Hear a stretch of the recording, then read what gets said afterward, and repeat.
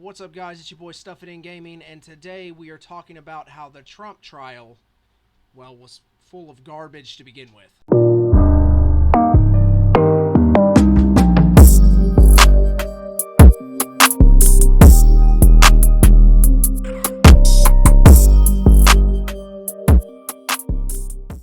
Alright, so for those of you who have been following the Trump case, or was following the Trump case, it's already over, or if you weren't following the Trump case at all, we're just going to go over the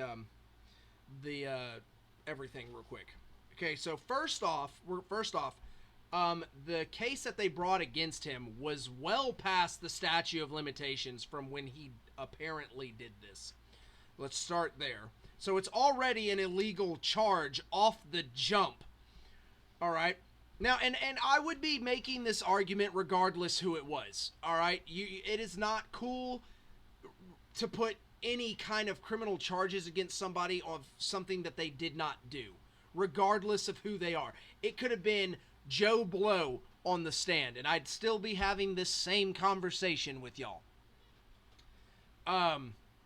So personally, for me, it doesn't matter who was the defendant, whether it was Trump, Elon Musk, Joe Biden, or Joe Blow down the road, does not matter. The point is he was illegally convicted of 34 counts from one charge, by the way. That means they charged him for the same thing 34 times, which is illegal. It's double jeopardy 34 times.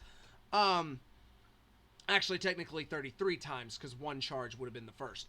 But anyways, so for starters, the charge that they brought him up against was way past the statute of limitations. Secondly, here's the real kicker. The head of the DOJ admitted in court they had no substantial evidence to support any of the charges that they were bringing against Trump. Then there's the prosecutor's star and only witness. The first thing she said when she got on the stand: I don't know why I'm here. I'm being paid for my testimony. But instead of making her get off the stand at that point, they let her keep going. That right there is grounds for mistrial. You've paid off a witness. Not only is that grounds for a mistrial, but that is grounds to charge the prosecution with some crimes. That's a federal crime, paying off a witness in a criminal case. So beyond that, now we're going to look at the actual verdicts. Okay, so he was charged with 34 counts of the same charge. Out of all 34 of those convictions, only the max jurors that voted guilty was 4. For those of you who don't know, according to, I think it was the 6th Amendment, that the Supreme Court deemed that the 6th Amendment makes it to where to return a valid verdict in criminal trials, jurors must reach a unanimous verdict. With civil trials, the agreement of just 5/6 of the jurors is significant to reach a valid verdict. Basically, if in a criminal case, it just says criminal case, it does not matter whether it's a felony or a misdemeanor, the jury must vote unanimously for you to legally charge somebody with a guilty verdict. That wasn't the case on any of the 34 charges that Trump was given a guilty verdict on. Not a single one of those charges was the jury unanimous.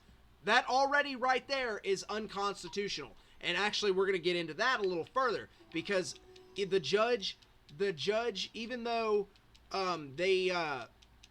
it was none of the charges were unanimous, the judge still, gave guilty verdicts on all 34 counts, which is a federal crime. So that right there already, first off, the witness was grounds for a mistrial from the jump. That alone is grounds for a mistrial as well. Then come to find out, a little later, one of the jurors was leaking information to a family member. They were leaking crucial information that was not available in the open court part of his trial. They were leaking what other jurors were thinking about, like talking about with the case, like when they went and, or not when they went and did deliberation, like they were telling their family members what they were already going to do, and the trial wasn't even halfway over. So basically, I don't know if that juror is under any kind of investigation. I can't specifically find anything on the juror that was leaking information, just that it has been confirmed there was a juror leaking information in the Trump trial. Now, back to the thing about the felony convictions. Judge Arthur Ingeron, I don't know how to pronounce his last name, is currently under criminal investigation due to the Trump trial because he rendered 34 unconstitutional verdicts. You heard me. He is currently under investigation. Investigation launched into Judge Erin. I'm going to say Arthur because I have no idea how to pronounce that last name. One, the prosecution gave him unsolicited advice on how the case should go. Yeah, okay. But, the main reason is that he gave 34 felony convictions when not a single one of those convictions was the jury unanimous in saying guilty. And with a criminal case, by law, they have to be unanimous for you to be able to charge someone guilty. By law. That is, whether it's a state case or a federal case. According to the Constitution, by law, or according to the Sixth Amendment, I should say, they are required to be unanimous for it to be a legal conviction. Therefore, Trump has 34 illegal convictions on his record. So, there's so much evidence that supports the fact that this case was rigged from the jump. The fact that the head of the DOJ openly admitted in court that they had no viable evidence to support the charges they were bringing against Donald J. Trump. His exact words. Verbatim. Then their only witness immediately on getting on the stand said in court she doesn't know why she's here. She has been paid for her testimony. You paying off witnesses is illegal. That is a crime. You not having evidence and bringing a criminal charge to court anyways happens all the time. They hope to get a they don't have, so that happens all the time. So that's not a crime. Okay, it's just at that point it just makes the prosecutor's job harder because now they have to convince 12 people without any viable evidence that this individual committed the crime. 9 times out of 10, if you don't have any viable evidence for 34 felony counts, they didn't fucking do anything. But paying off a witness is a crime. Like, they can be charged for a felony doing that. If I'm not mistaken, it's a federal crime. Give me a second, let me look it up.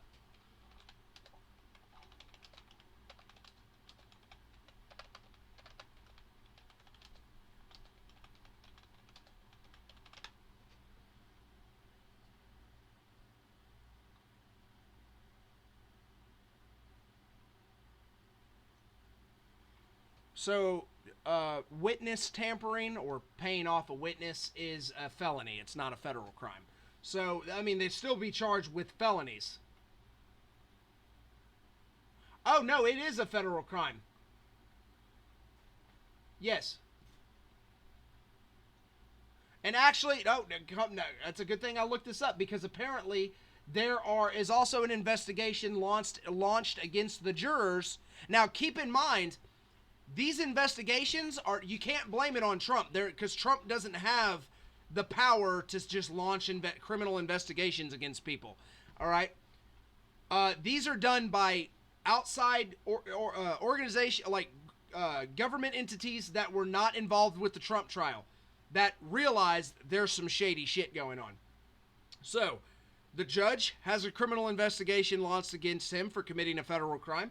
The jury has all 12 members of the jury has an investigation launched against each one of them because there is evidence to support that they were paid off. The witness, there's an investigation against the prosecution for paying off the witness. So there's and there are people that still genuinely believe that Trump is the bad guy, that he committed these crimes. How can you sit there and genuinely believe that? No, I genuinely want to know. If you're someone that genuinely believes Trump committed these crimes, even with all this evidence that supports otherwise, because if he really committed the crimes, one, the head of the DOJ would have evidence to support these crimes, but they had no viable evidence. And okay, like I said, cases have gone to court without any evidence before, all right? There's circumstantial, nothing really solid. But he said they had no viable evidence. Not they had some circumstantial evidence, they had no viable evidence. So, they have no evidence against him. Their witness admitted to being paid off by the prosecution. The jurors did not vote unanimously on any counts of his charges, yet the judge still gave him 34 felony verdicts. And now the judge, the jurors, and the prosecution have criminal investigations against them. And it wasn't, before y'all say it was not initiated by Trump. If you are still blind to the fact that they are just trying to get him out of the way so the DNC can keep controlling the country, then you're never going to see it. Like, if this Trump trial doesn't open people's minds or eyes, they're never going to be open. End of story. But yeah, that's pretty much all the evidence that I need. Unconstitutional verdicts, proof that the witness was paid off. Head of the DOJ admitted they had no evidence against them, and now one of the jurors leaked information about the case. Now the judge has a criminal investigation against them for committing federal crimes. The jury has all 12 members of the jury are being investigated into for suspicions of being paid off. Now, I don't think all the jury was paid off, because if that was the case, they would have all been unanimous. Unless the jury just took whoever tried to pay them off for fools, took their money, and then just didn't vote unanimous, which would honestly be hilarious, because that's fucking over the government twice. Y'all are trying to pay me off to get an innocent man put in prison, so I'm going to take your money, and then I'm just not going to do what you want. That would be hilarious, in all honesty. So, the jurors have an investigation against them on being paid off, and the prosecution and the head of the DOJ have criminal investigations put against them for paying off a witness. If all of that does not scream corruption to you, you are completely brainwashed. If all of that doesn't prove to you that they are just trying to get this man out of the picture because they are terrified of what he is going to do when he gets put back in office, and let's be honest, because he can still be president. That is the glory of all this, is he can still be voted in. And then this is the real reason why they want to get rid of him. Trump has already said, when he gets put back into office, when he is sworn back in, the first thing he is going to start doing is get rid of the corrupt politicians of Capitol Hill. He is going to end up launching an investigation on all of the corruption in Capitol Hill. And he did not say just the Democrats. No, which, let's be honest, there are. If you are a millionaire as a politician, there's corruption. It doesn't matter whether you're a Democrat or a Republican. If you are a millionaire, and you didn't come into politics as a millionaire, like Trump, he had money before he became president. Trump Tower, He had millions of dollars. Almost said billions. But he had millions of dollars before he became president. But so a lot of these career politicians had nothing. Like literally, Kamala Harris was a bartender before she ended up as the second to Joe Biden. But there's no logical or legal reason as to why you should be a millionaire after you became a politician. So if you are doing some corrupt shit. And that's what they're afraid of. They don't want him coming in and fucking up their cushy job. That's all it is. Because he's already said he's going to be rooting out the corruption on Capitol Hill. He is going to pass a law that gives term limits to representatives, which that should have been the case altogether. You should not be able to have a lifelong career as a representative. Because you, getting older, you are still in the same mindset. Joe Biden is an excellent example. Y'all do realize that man has been in the U.S. government for over 50 years. He has been in the representative side. He's been the assistant, or let's say the assistant. He's been the vice president, and now he's the president. And y'all really think he's going to make some change? He's been in a position to make change for over 50 years and has not done it. And actually, that's wrong. He did make change for the worse. Matter of fact, I can look up the bill.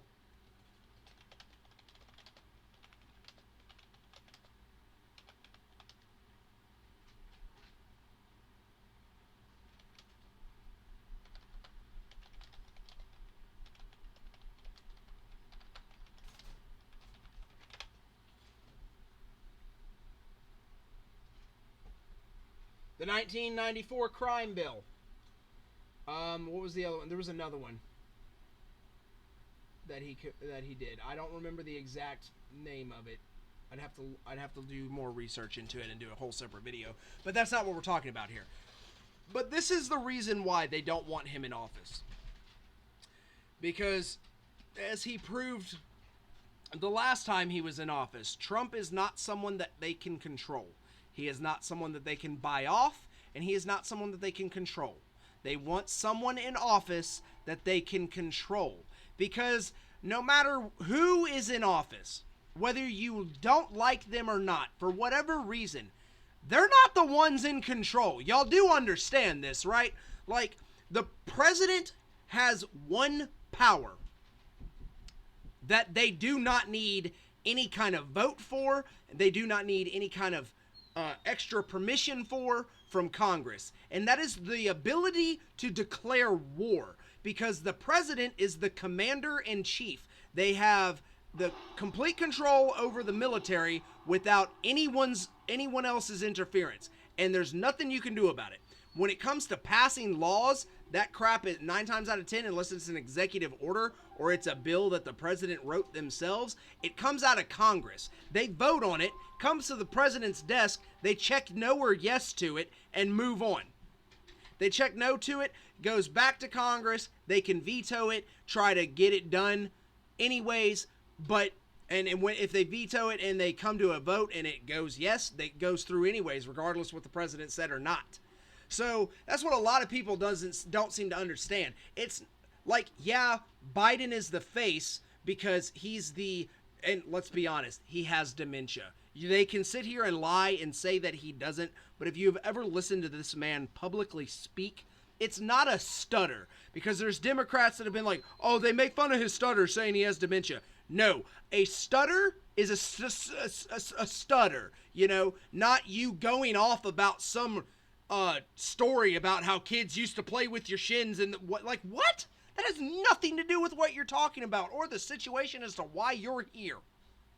No, he will go completely left field on a story that makes zero sense whatsoever.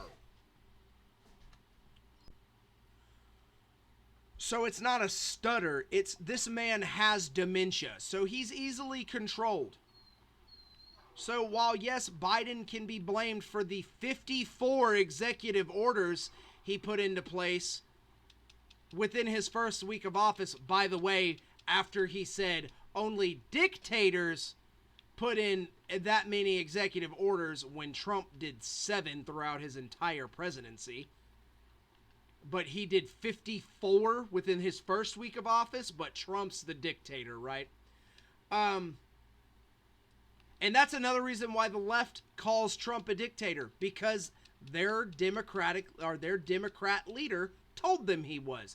And that is the problem with, I would say, half the country, but it is just like 90% of the people that are left politically.